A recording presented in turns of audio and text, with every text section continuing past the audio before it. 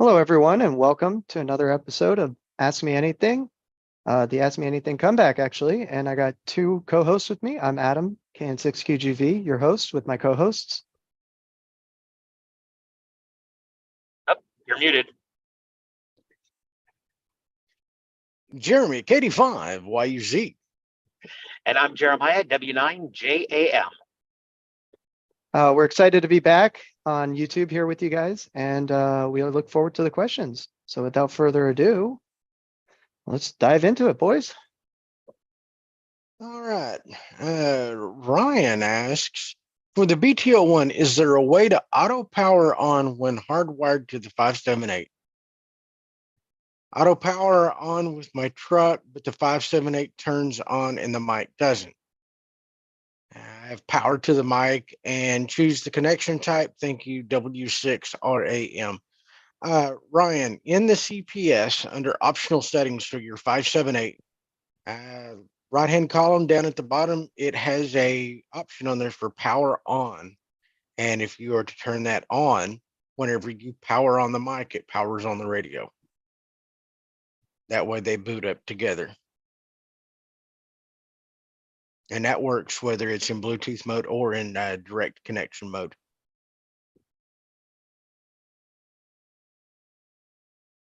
All right. Hopefully that gave you some insight.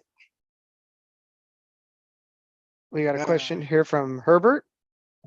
I used to have an SMS2 iGates set up on my code plug, but now I lost them during an update.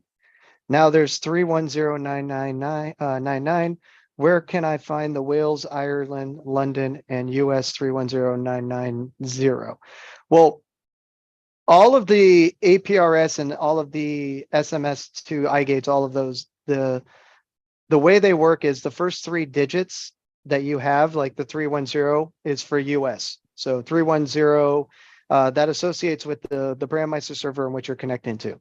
So 3102, 3103, and 3104 are US ones, and whatever the first three prefixes are of the Brandmeister server you're connecting to would be the ones that you're trying to connect to. So Wales, Ireland, and London, I'm not sure which one it is, what the numbers are off the top of my head, but you would take the first three digits of that four-digit number master server you're connecting to, and you would use the 999 afterwards or the 990 afterwards, according to whatever you're trying to access.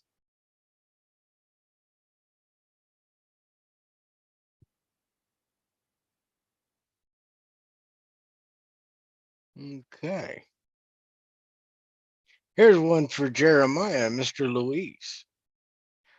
How do I update my SkyBridge hotspot? Haven't used it in a while.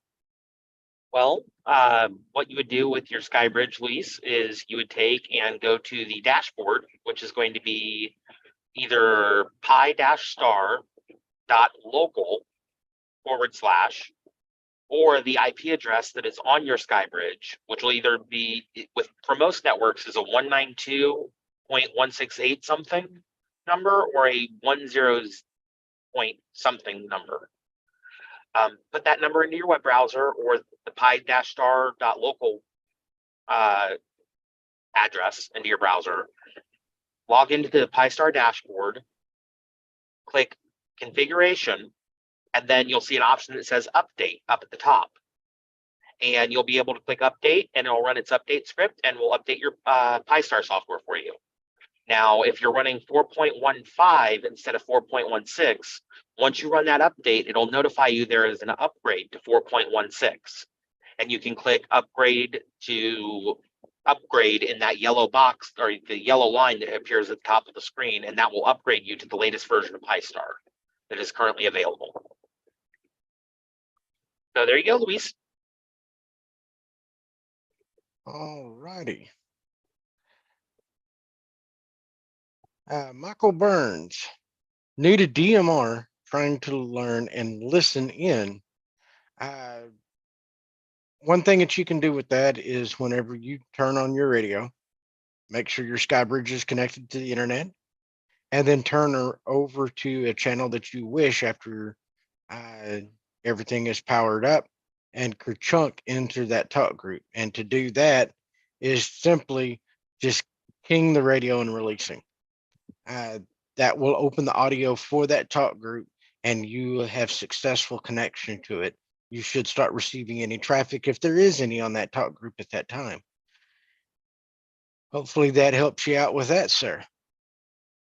There's also promiscuous mode that you could set it up where it will listen to and scan for all talk groups. That's another mode you can do. And you can listen in to see what's active on different repeaters that way. That's a good way of learning what talk groups also, if you're not sure, are available on a repeater.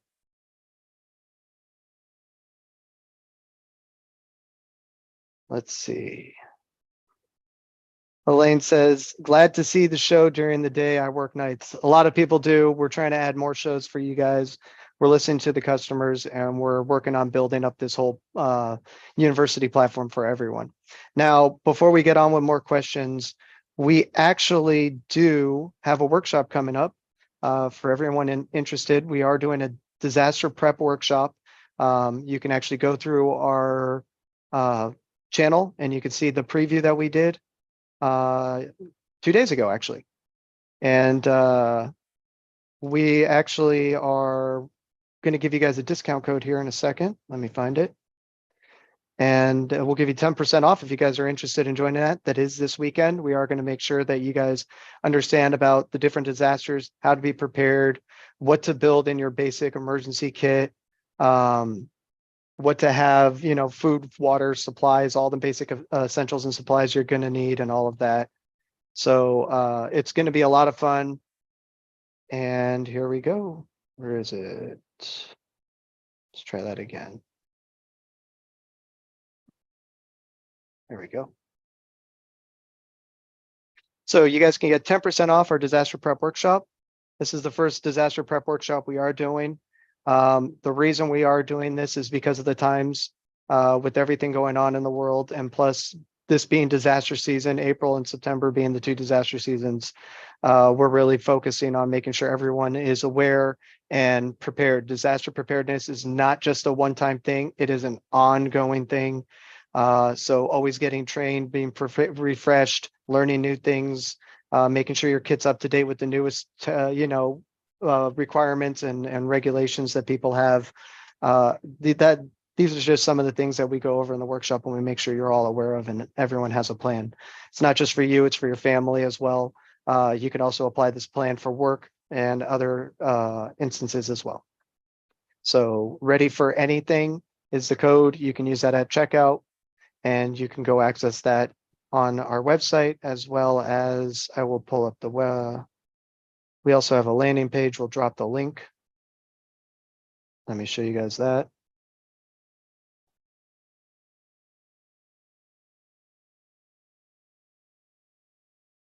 So as you guys can see here, what can a disaster cost you?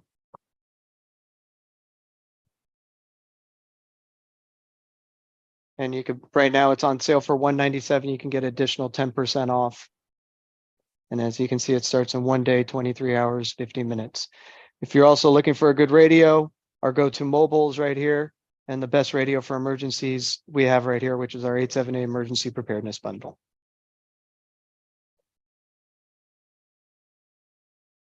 And we will drop the link in the chat.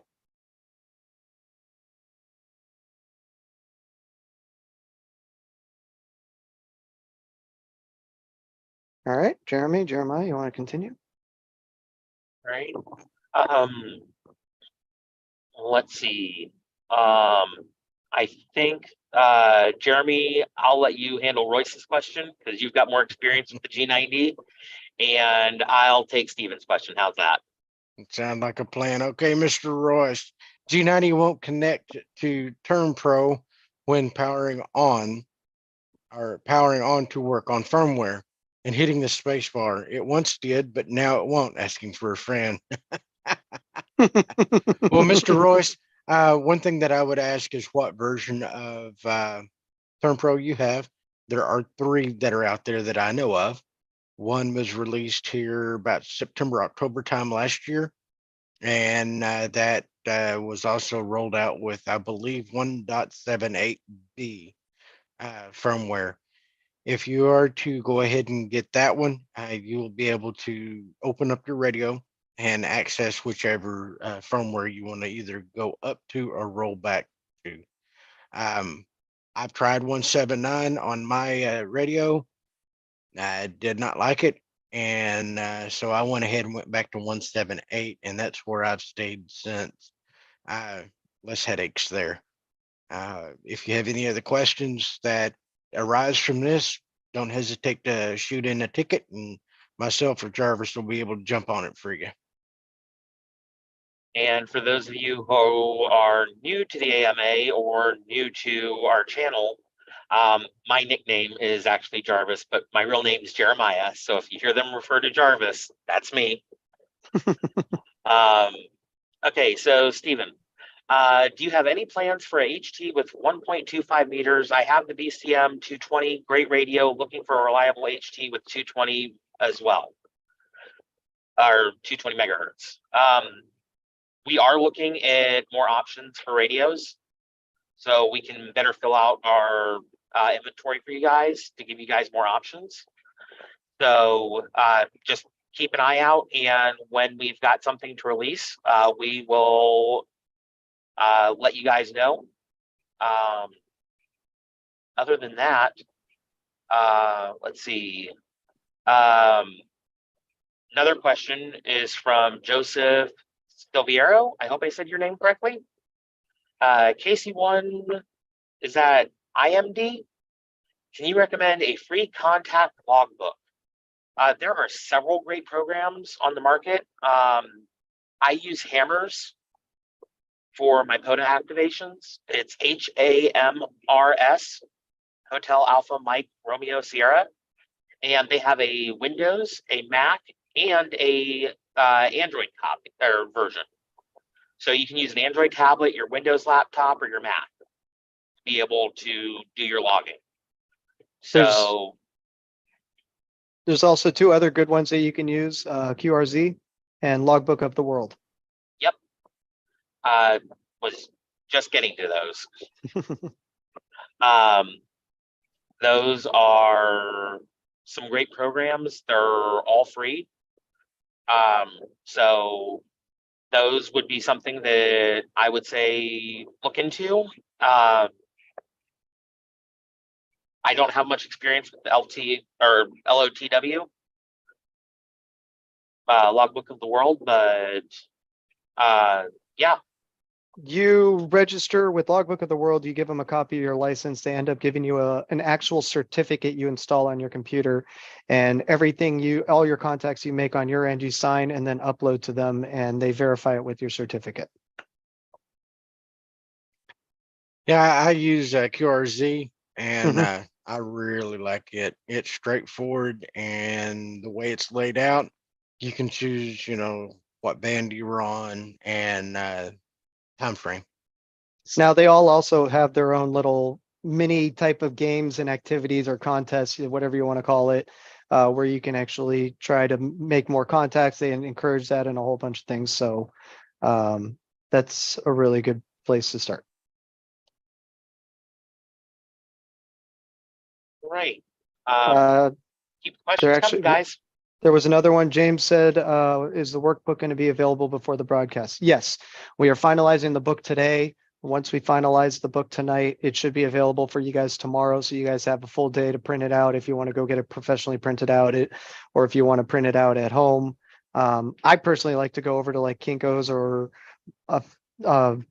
whatever one of these copy places that are around, FedEx Copy or something, Staples, and just get a copy printed out and spiral bound, so that way I have a copy when I'm doing the show. That's what I reference, so I know where we're at and we stay on track. Because these workshops we provide so much information to you guys that it's hard to keep up sometimes, or sometimes you don't hear some things, so it's always good to reference back and all of that. And with your actual purchasing of the workshop, you will also get a replay. So you will actually be able to go back and watch the replay again. So that's another nice feature and bonus to that, is that you don't have to just watch it once. If you don't get everything, then you can go back and watch it again. Or if you're not going to be available that day, you can always get the replay, which should be available, probably Monday we'll have the replay up and running. All right, Eric Budlinger. Any new firmware coming out for the 878 UV2 Plus?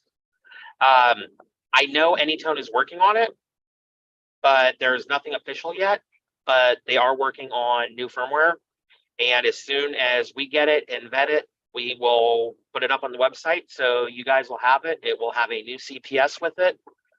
I believe the next version is going to be called 3.02 for the 878. And for the 578, it's going to be version 1.18 when they finally release it. And the firmware version will depend on which 578 you have. If it's the 578 UV3 Pro or the UV3 Plus, it'll be either the 1.18 firmware, or it'll be the 2.05 firmware, depending on which one of those radios you have. But that's what I know they're working on right now, but they haven't released anything yet. So as soon as we get it, we make sure there aren't any bugs in it. We'll release it to you guys, so you guys will be able to use it and be able to upgrade your firmware. As far as I know, the only new feature I would say is them getting some bugs fixed in the other firmware. I don't have anything official from Anytone, so I can't speak to any new features yet. So that's all the information I've got right now, Eric. Sorry. Okay, there was another one that was up. See here, TGIF has TG or has a scan talk group to show different ones. 777. I'm not sure what they're referring to on that.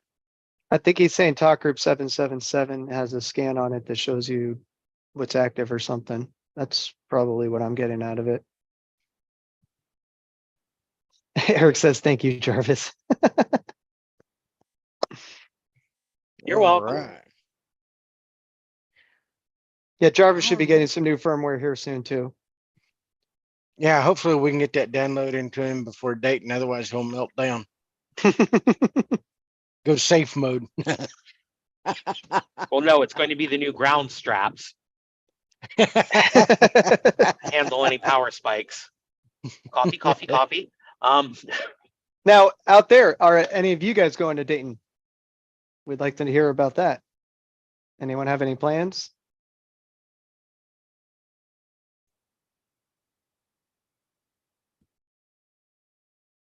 Well, Don't everyone jump in at once. I'm telling you.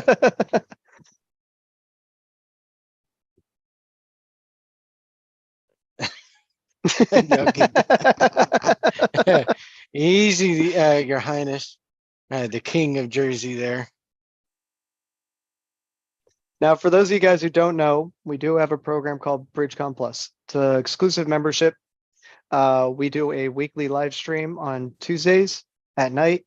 We cover a different topic every week. We're going to be also doing some mini series coming up. Let's see. Then we also have an exclusive community that people have and have access to, and we can communicate with each other.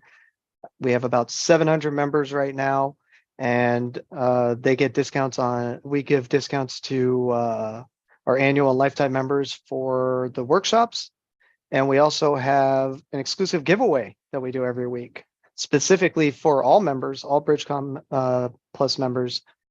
During our live stream, all you got to do is be present to win, and you can win an 878 radio, a Skybridge, access to one of our workshops or something. We're going to start changing it up, adding more things into it, and making it interesting for you guys. So anyone interested in that, please check out our BridgeCom Plus membership program. We are looking to grow the community and build it even more. We just redid a bunch of stuff based off of suggestions and input from our existing members. So we build the program around you guys. We want to make sure you guys have the best time and experience with this going on.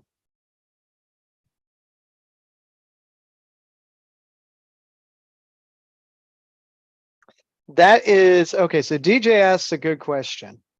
When might the ATD 890 UV be available? All right, now we know people have been hearing this come out and that it's something on the market. It is not in production yet. It has not been produced. It's only an Yes. idea.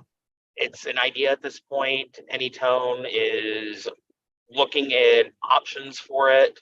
It is not in production yet. It is still in the development stage as far as developing the game plan on what they're going to do. So the places that have released that and saying that it's coming, they're not wrong, but it's not going to be anytime soon.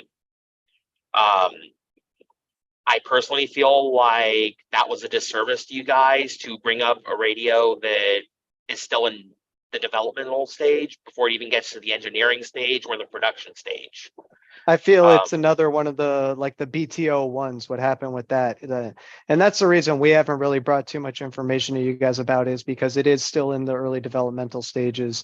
It's an idea and concept they have. They would like to release the radio, but they do not actually have a production schedule for it yet. So with that being said, please, we will try and provide you guys with as much information as we can, and the more we get. But as of right now, there is no 100% date on when that radio is ready. I'm expecting that they're going to release it in 2023 based on their product catalog showing it, but it's not something that is in production yet. So that's why we don't have any information on it yet, is because they haven't given us the heads up to get us ready for it. So we can take and get you guys hyped up about it to let you know, hey, we're going to have it and what the expected date that we're going to have them in stock is, because we don't have that information from Anytone yet. So we want to make sure we provide you guys accurate information in a timely fashion, because we don't want you to be like, well, you said this and this didn't happen by this date, because as we all know from the BTO1 rollout, there were production delays. They found last minute bugs they had to fix, and it kept getting pushed back because they had to fix stuff to make it reliable. And I want to make sure, as well as the rest of us, that we aren't in that situation for you guys where you're waiting on a product that isn't finished and you get told one date and then they push it back because of a production issue.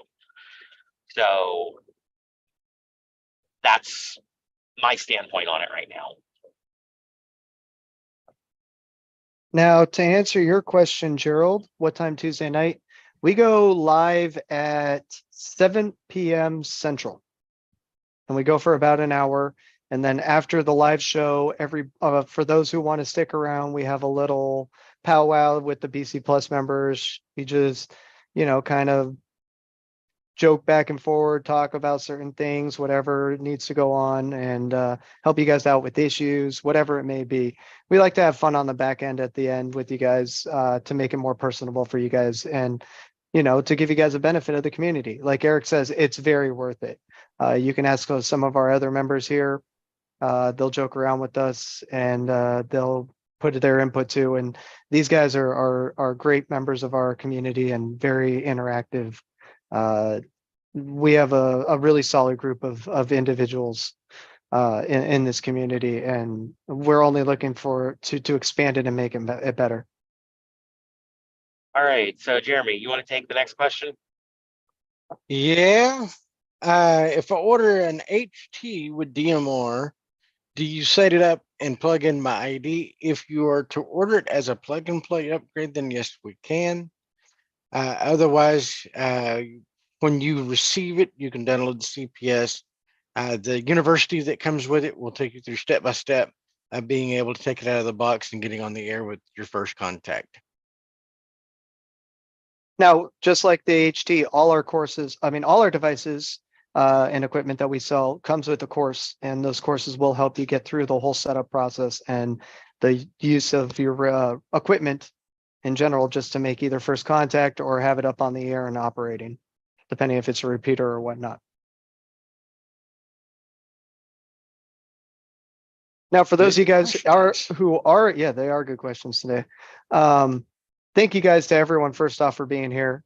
We know this is a kind of a last minute flash thing, and we've heard people saying they want it back. So we're making the comeback today and just trying to get out there. If you guys would like to like and subscribe down below, hit the notification bell. That's going to help us out greatly. It'll also help you guys out to know when we're live on YouTube here. You're going to start seeing more shows. We're going to be starting a podcast here as well, some other things. And yeah, you can literally ask us anything. If it stays within certain bounds, we'll answer it, but certain things we might not answer due to legalities and things like that. And so if you ask us, certain information, if it's medical, or say you're asking us for like something that might be, that's a great one. Yeah. What's secret code number 5? We can't give that out over here, but it is there. We have gone through ourselves and looked for them. But if any, like I was saying, as we do things with disaster prep, if there is any real type of emergency, make sure you do dial 911 or anything like that. And we're not here in a capacity to try and provide you guys with any legal or medical advice and this and that. We're just trying to provide you guys with knowledge and stuff. With that being said, also financial information, we won't provide that to you. Sorry. I know. Now, if you guys want to send us money, that's another story. We can take and we take tips. We'll take tips. So, Eric, what is the easiest way to transfer info from code plug to code plug? Easiest way is actually, if you have Excel on your computer, to export your code plug and move the channel information over to the new code plug. Make sure the numbers line up in the way you want them to on the left side, and then read it back into the code plug software, and then you can go in and set up your zones to match what you had in the old code plug.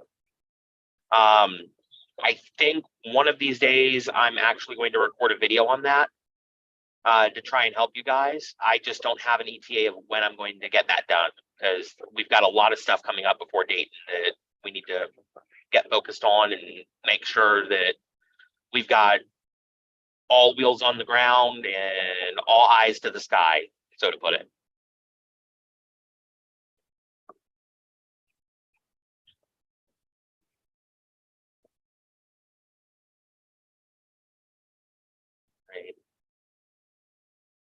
Right. Or at least tell me which area to find it. I found the rest, but dang, that one is hiding.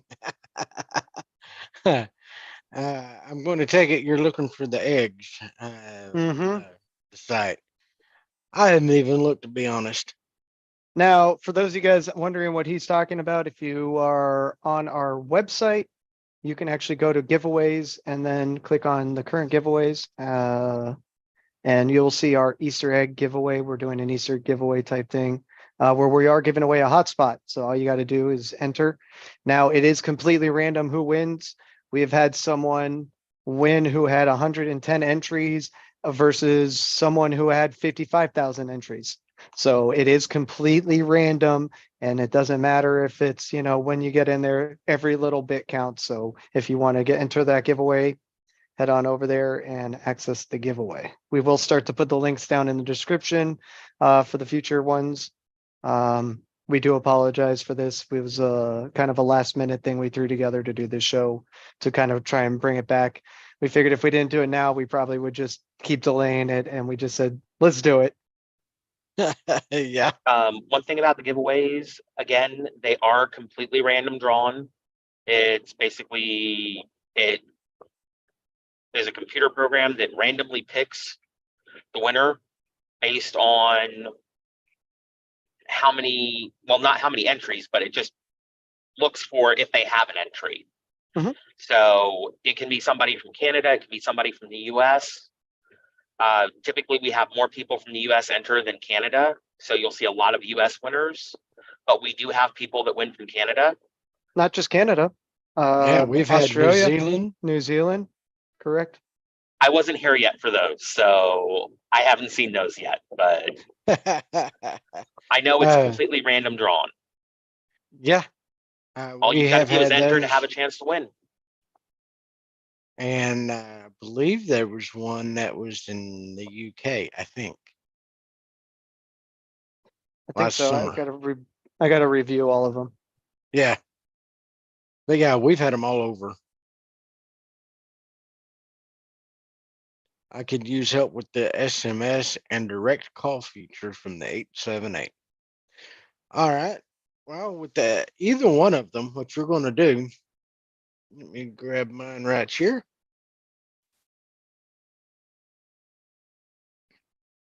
And here's where the home screen is. You're going to hit and hold 0. Oh.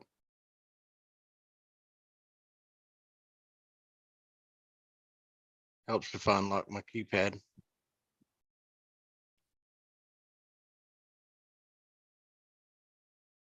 Now, while you're doing that, I'm going to answer Ralph's question. We may do some live streaming at Hamvention. All three of us will be there. It depends on, we don't have the greatest cameras there with our equipment. So the quality might not be that great, but we do that. And then we also do interviews. So if anyone's interested in leaving a testimony or wants to be interviewed by us, we are looking into doing that. And we are looking into getting a series started where we actually are doing interviews with different people in the industry, from amateur to commercial and everything in between, about how they use radios, what they like best about certain radios, things like that, or about their journey and being an operator, things like that. And we're going to get it like kind of a little show going on with that. Okay, Yeah. for Ham Pete's Heavyweights. question. There you go. Ham Heavyweights. That was the name of it.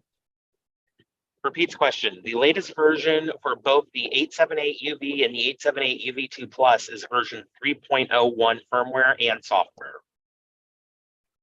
And to follow up on that, you can go from whatever version you're currently on to 3.01. The only caveat is with the older software. If you have an older firmware in your radio, some of them, it will give you an error. So it's best to save your code plug and export it. Go to Tool, then Export, click Export All to CSV. And then when you get the radio firmware updated and do the MCU reset, you can actually take and go to Tool, Import, and import from list, and take that list file that it generated when it created all the CSV files and import that, and it'll put your code plug back into the CPS, and then you can save that as your new 3.01 code plug. So that's a workaround if you get an error when you're trying to read your radio before doing the firmware update, because you have an old software version on your or firmware version on your radio. Alrighty. On your 878, you should have a button right over here, and it'll say list above it. You press it, and you could go down to where it says manual dial. And then that's where you will literally punch in the talk group and or the person's ID that you're trying to contact. Quick Make note. sure you go into your software under optional settings and other. And on the top column, your first 3, you need to increase it from 1 minute. I have mine set at, I believe it's 6 minutes, 6 or 10 minutes. That way it'll sit there and it'll last longer when you're doing that manual dial and waiting for that person to respond. Otherwise, after the 30-second interval that it's preset to from the factory, it's going to go back to whatever talk group that you were on prior to doing the manual dial. Now, one thing to note, if you want to switch between a talk group and a private ID, push the hashtag or the pound sign, the number sign, whatever you want to call it. That will switch between talk group and private ID. And then for the SMS, you'll go menu, SMS, new message. And I'm just going to do test. Now you could send SMSs directly to a DMR ID. You can send it to the APRS network. You could send it to the weather network. There's a whole bunch of different networks that you can actually send these to, and they'll give you different things. So if you send WX to like the weather network, it'll automatically give you the weather based off of your location, things like that. I've already entered the message of test. I'm going to option and send manual dial. Let's see, 319 51 53. Confirm. Now that has, you get the little envelope as it goes across the screen, just like the older cell phones used to. And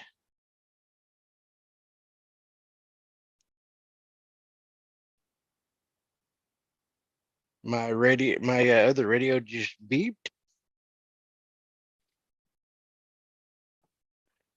And there's the message test. And that is how you do the direct SMS to radio, and that's through APRS. Now there's another one that is using the SMS GTE layout. You have to go to the website and register with them. And then also it'll have the walkthrough step by step on how to send that and in what format. They require a certain format for them, their system, to pass that message through to the receiver. Now the Hopefully SMS that was GT able to help you. the SMS GTE is actually a really good site, and they have a lot of good features, especially if you want to shorthand certain things like GTG or OMW. So like on my way or something, or, you know, heading home, HH, you could just type and it'll say heading home. You know, you could do all these different aliases. You can also do at my wife or whatever you need to if you're, you know, you want at my child or, you know, and you could do an at and then a name for shorthand. So that way, instead of having to put in their phone number every time or something, if you're using the SMS GTE gateway, then you won't have to put in that information every time. It's almost like using like a shorthand for a call sign. Now, if you actually do register your DMR ID and do add a call sign, you can add other people's call signs and other things as well. They are working on perfecting that and getting it better. But for right now, it is still in the works and you might have some issues with that. Just a heads up. I noticed with the last time I tried to use the SMS GTE, I kept getting server not found. And started doing some homework. Their server was going through updates. Something happened a few days later, they had to re-update it, and I just kind of got tired of waiting. And so I started using just the SMS through APRS. Works just fine. This next question is a good one. Yeah, without bringing up legalities, can my 878 communicate with the FRS, buddy? Well, I'm going to bring up some legality. Sorry. The 878 is part 90 and part 97 compliant. All right. FRS is actually part 95. It's a completely different band. Now, with that being said, can it communicate with it? Theoretically, yes, it can communicate over those frequencies. Legally, no. If it was an emergency of some sort, legalities would be overlooked to a degree, but you still can't get in trouble. Buddy FRS frequencies. Now, there is one other way you can communicate with the buddy to the 878. We'll get into that in a second. But in order to get the frequencies for the buddy, it's actually just all the general FRS frequencies, and you can look that up on the FCC's website, as well as Radio Reference and a handful of other websites. They all have the information readily available. Now, the second option with the buddy is you convert it from an FRS radio to an analog amateur radio. So it actually is a great radio. I'm actually going to grab it right here. Sorry for that. Yep. Jeremy beat you to the Yes. punch. Jeremy beating me to the punch. Mine was over on the table for the disaster prep. This is actually set up in an amateur band for me. This I actually know, and we have my whole family has the frequencies on them, so we all know what frequency we're using in the amateur band. We all have our licenses and stuff, so you do need that for the amateur band, but that is another way you can legally communicate with your buddy to an 878 radio, an analog FM frequency. And it is UHF, and it's only, I think, 2 watts max or something, because legality, it can't be much more than that for Part 95. The 3 watts. 3 watts, 3 watts. There you go. Real quick before it gets lost in the chat, Pete, the 578 latest versions are 1.17 for the CPS as of right now. And the firmware version will depend on which 578 you have. If it's the UV3 Pro, it'll be version 1.17. If it's the UV3 Plus, it'll be version 2.04. Mhm. And if you're wondering about the BTO1, which is one of these, that is version 1.00H as of right now. So that is the Bluetooth speaker mic for the 578. Actually works really well. It does have a range of between 22 to 28 feet, depending on your vehicle and how much metal is involved. So you should be able to walk around your car with it, hooked to your shirt, but just keep in mind it may drop out a little bit, but it'll reconnect. All right. And then what setting did you say to extend to 6 minutes? If you go into optional settings, it'll be under digital function. You'll do group call, private call, manual dial, group and manual dial private. And that's what I have mine set to 6 minutes. I've The known top some 4. folks will go through and put them up there around 20 to 25 minutes. Then all you do is just change the channel and it reverts back to whatever the default is. I know I have mine set short because I'm not doing that manual dial that much. If I do it more, then I'm going to increase it. Now, something to note on that, if you're setting this up on a 578, your options are between 1 and 30 seconds, then it jumps to 30 minutes and then infinite. So it does have different options for those 4 settings on the 578.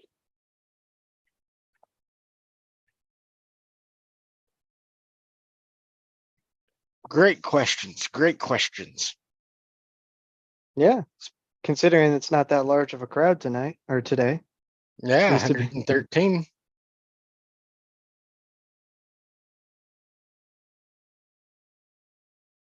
Anybody got any other questions for us?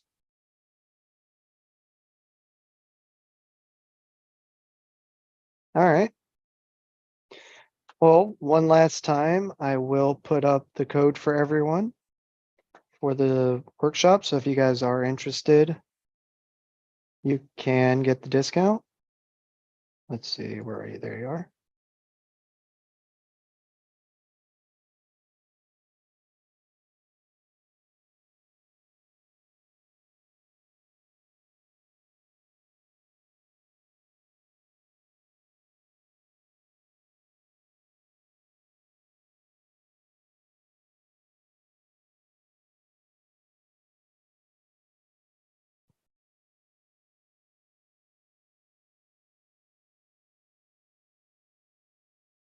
Hey, Adam, his comment would be good for the marketing folks. I could pass Get it a new- along. Need a new contest for the amount of contacts again. Yeah, I actually brought that up the other day too. Ralph, no, there won't be a giveaway on the Ask Me Anything at this time. At this time, but we will be doing challenges and other things where you guys will be able to partake and win and receive different things. So we are going to make it fun and interactive.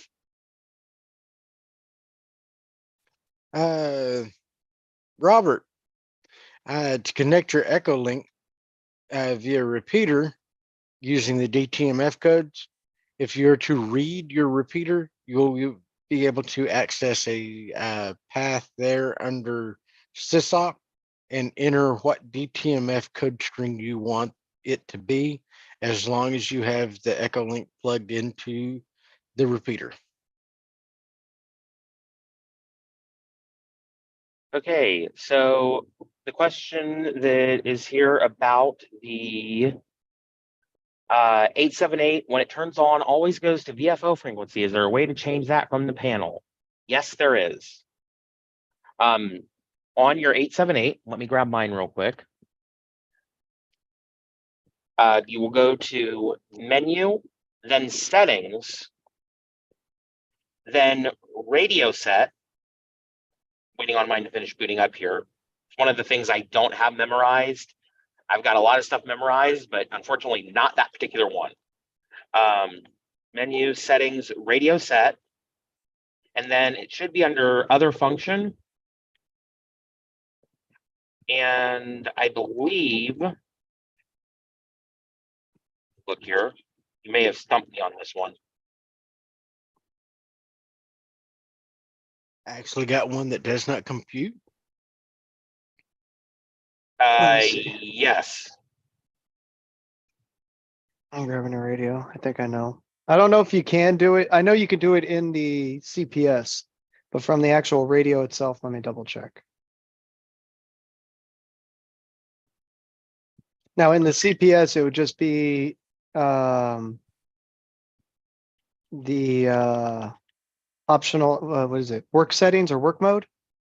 There in the Work work tab? tab. Yeah, the work tab. And then you would go over to the power on tab, and that's where you would change the actual power on channel from VFO in that zone to a zone channel that you have.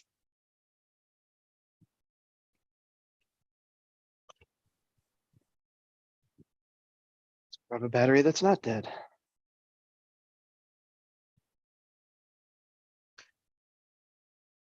Well, Mr. Jim, you're more than welcome.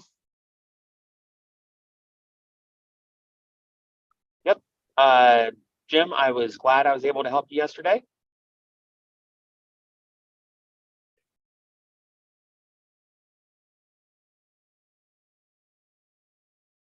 Wayne, I still have an 868 that I still carry, and it's like a good old fashioned time. It has taken a licking.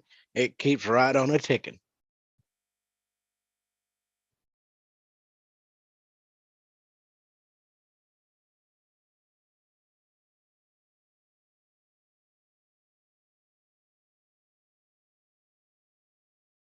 Okay, so I'm looking through all the menu options and there is not one to change it from VFO. You actually do have to go to the work tab Mhm. and change it there. So that might be something to suggest to Anytone to put in there. Yep. Paul, the microphone that, oh, here come all the questions. Paul, the microphone that comes with the G90 is the microphone that they ship with it. It looks very similar to the one that is used on the ICOM 7000, but it is not the same microphone. It's not the MH151. Yeah, and the pinout does not match. And if you try it, the G90 trips out. Byron, yes, that is normal. If you have APRS beacon on, you will get that screen that comes up as it transmits your GPS packet to APRS. So here's the G90 remote.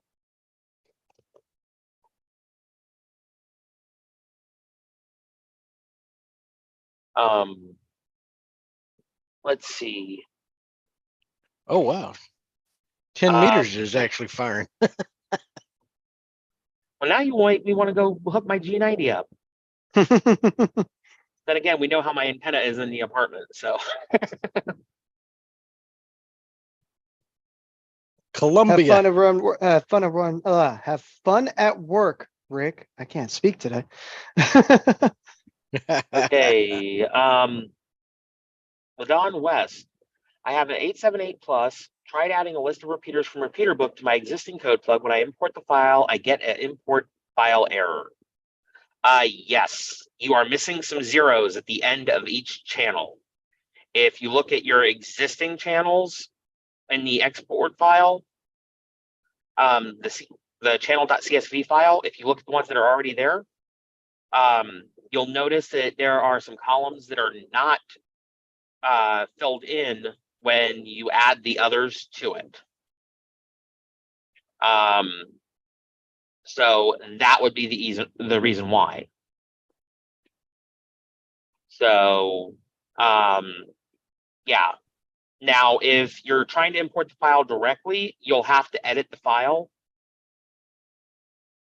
to take and be able to get those extra zeros in and the columns that are missing.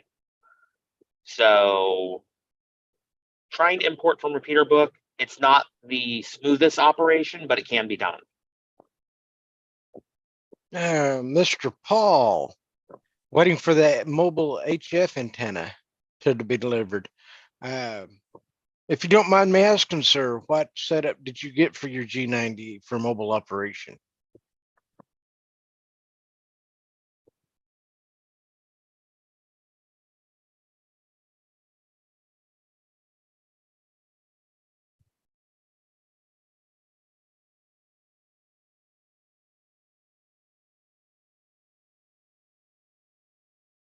The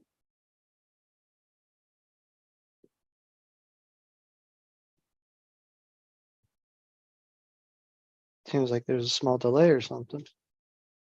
Yes. just a little bit.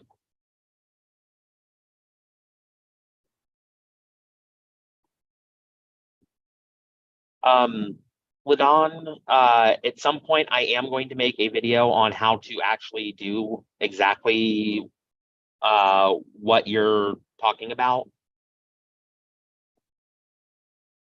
So I will get with marketing to let them know when I've got that video done so we can get that put together and get that out to you guys.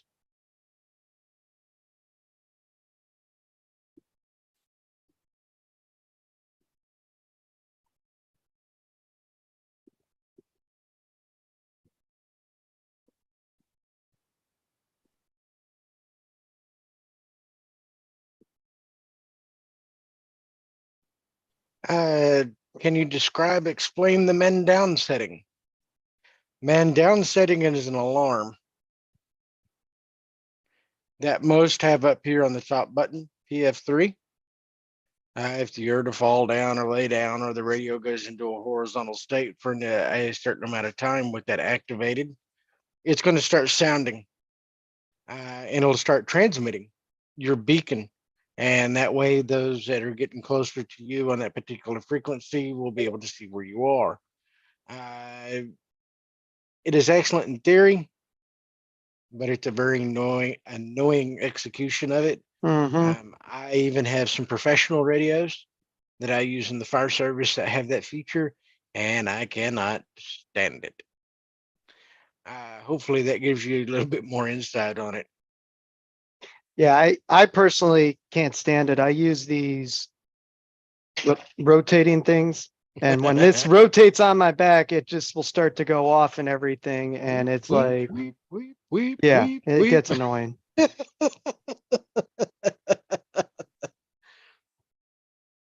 Paul, if you would, please let me know how that works for you. I'm in the market of finding a mobile setup for mine as well.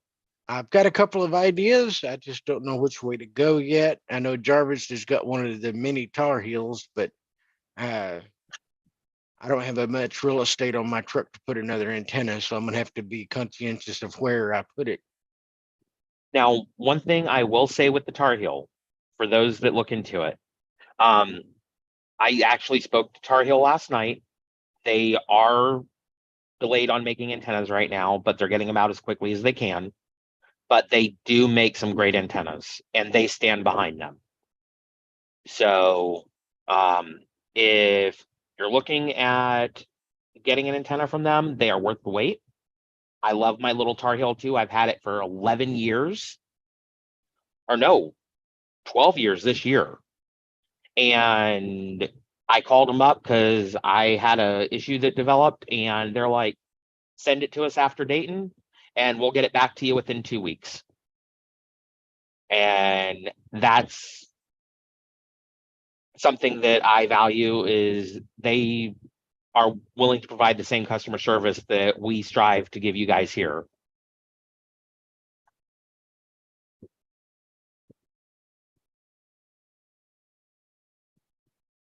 So for the G90, I do have a toy box antenna from Comet. It's a HFJ 350M. It is the 80 through 10 or 80 through 6 meter version. I'm trying to remember what it tops out at. Great little antenna. If you get one of those for your G90, make sure that you've got a ground radial or 2 or 3 that you can hook to it. That will help you receive greatly, as Jeremy advised me to do. I think I created a monster when I directed him towards the toy box. There's 2 versions of it. The one I have recently picked up at Green Country M Fest that we were at, and I have the 6 through 160. So I'm going to utilize that for PUT activations, and just when I'm sitting there at the park table to run on my G90. There are a couple other different setups that I'm interested in looking at myself. But I've had the toy box probably.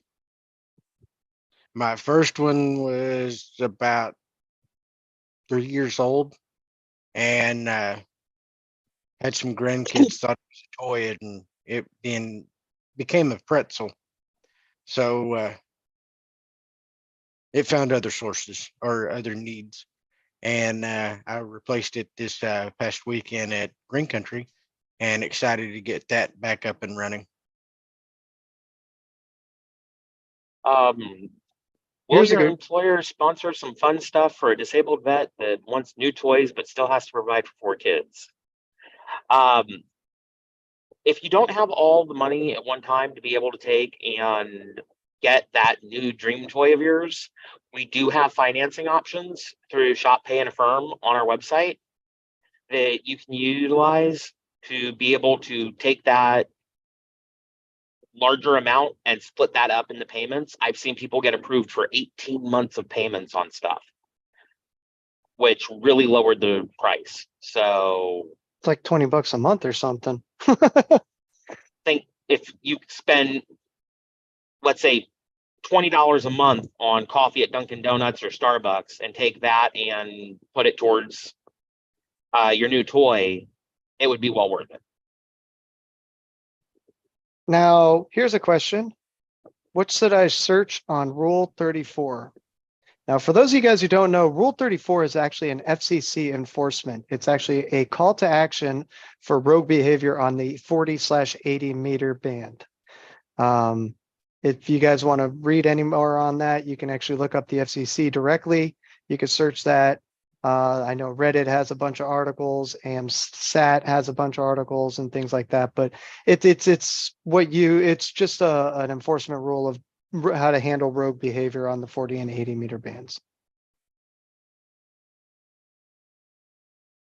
And if you're on DMR and you've got an 878 or a 578, and somebody is, breaking the FCC rules, like just being vulgar and cursing and stuff, there is an option in the radios that can record, what is it, Adam, like up to 3 or 4 hours, I think, total. Yeah. On the 878 and the 578, where you can record that and then just plug a auxiliary stereo cable into the earphone jack, to record out into your computer to get that off your radio, so you can submit that to the FCC so they can go after the person that's basically making it not a pleasant place for hams. Paul, to answer your question, there is, but it will void your warranty. Yes. You gotta do some soldering and unsoldering and things like that.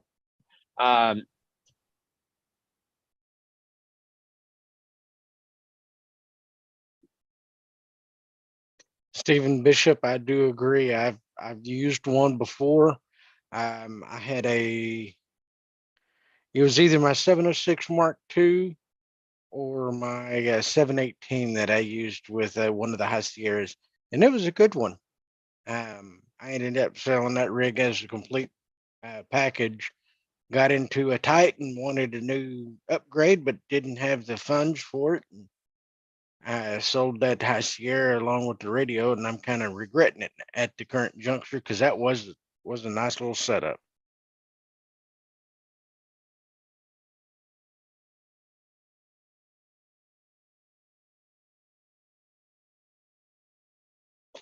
All righty.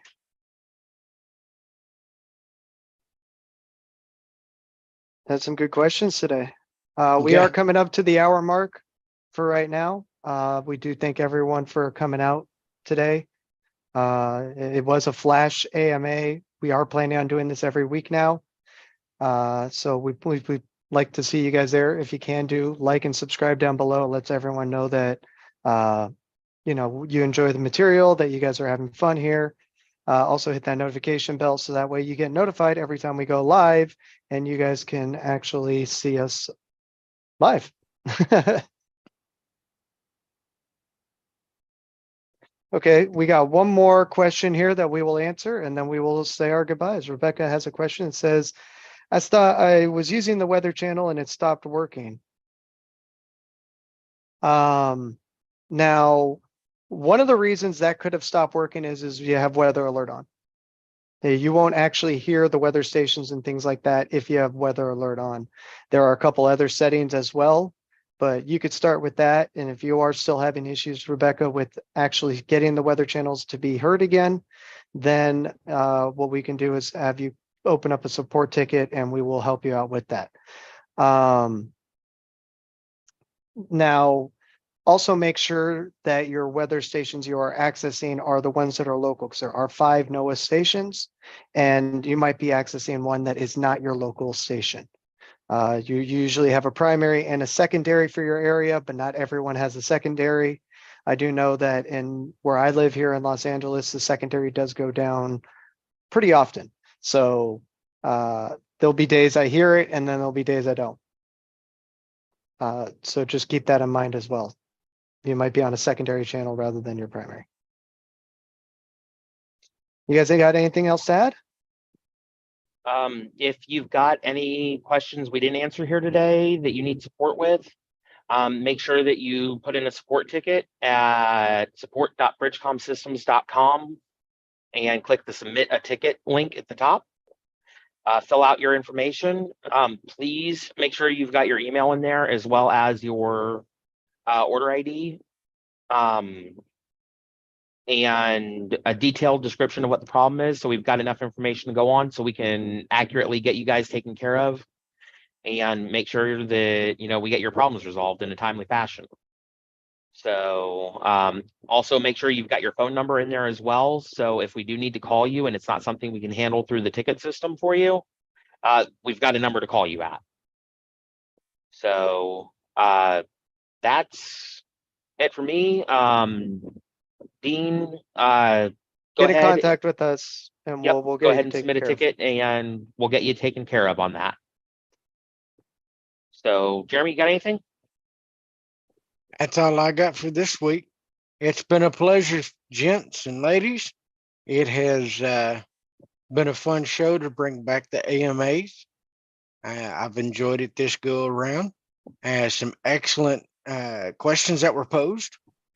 And so far, nobody stumped us as of yet, but this is just show number 1 of it being revived. So we may see about trying to get that taken care of down the road. See if one of them can stump us. I'm sure there's going to be somebody throw a curveball to us. Yes. All right. Well, on behalf of the whole BridgeCom family, I'm Adam KN6 QGV with my co-hosts. Jeremy, KD5, YZ. And Jeremiah W9JAM 73s. 7-3, y'all. 73s.